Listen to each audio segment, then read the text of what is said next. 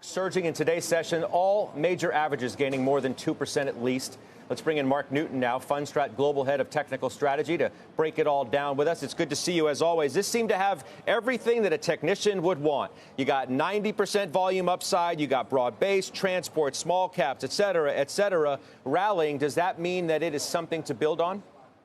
I think it can be built on in the short run, Scott. I think we probably have another 3 to 5% on the upside near term. And then we'll wait and see, in terms of the pullback. But I think, increasingly, you really want to trust this rally and not be, it's not one to fade right away. That's interesting to hear you say that, because I believe you've been suggesting that the stock market was going to go lower throughout the remainder of July before it was going to be a good buy. Have the bulls front run you a little bit? Yeah, no, to be clear, look, there's a lot of uncertainty as to whether stocks need to make one final low or not. And I think today's move makes me a little less certain that needs to happen. My second half forecast was for the S&P to really recover a lot of its losses. So to be clear, my target initially was for the S&P to get to 38.15 in June and then reverse and move higher throughout the second half. But yes, I did actually expect that we could have a final pullback that would test, if not undercut, those lows. That's right.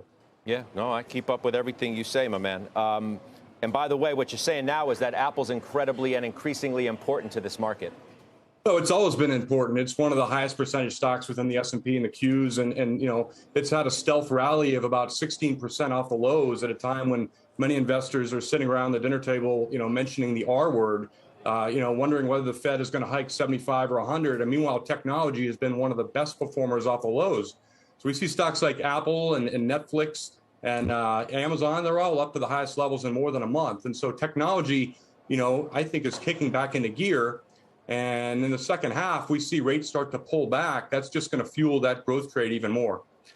These 50-day moving averages that we talk about, whether it's the Netflix, the NASDAQ, I've got Netflix on my brain for obvious reasons. The NASDAQ getting back there, the S&P, these things that are knocking on the door or finally we're able to get over. Are they as meaningful as some would suggest? They're not the 200-day moving averages, which may have, a more definitive message, technically speaking. But how about that?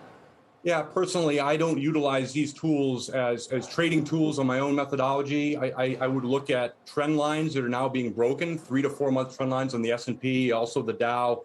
The Russell is very close to breaking downtrends. Those are more important, in my view, than looking at a 50-day moving average per se.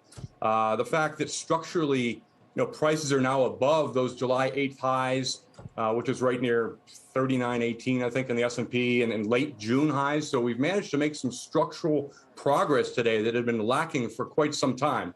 So sentiment and cycles gave us the clue that markets should be bottoming in June, July. Now we're seeing some structural progress. So it's all starting to add up that, investors yet again are getting caught flat-footed at a time when technicals are suggesting that markets are slowly starting to improve. 39.36. That's what I'm looking at, right? A 2.75% gain today. What's a number to you? 4,100 I see tossed around. 42. You're not afraid to make term, a lot of bigger than that. I use a lot of Fibonacci in my work. So 40.50 to 40.65 is the initial target on this bounce. But if everybody's looking at 4,200, that's really the big line in the sand. I'm not sure that's tested right away. I think over the next few days that we do accelerate and move higher off today's movement.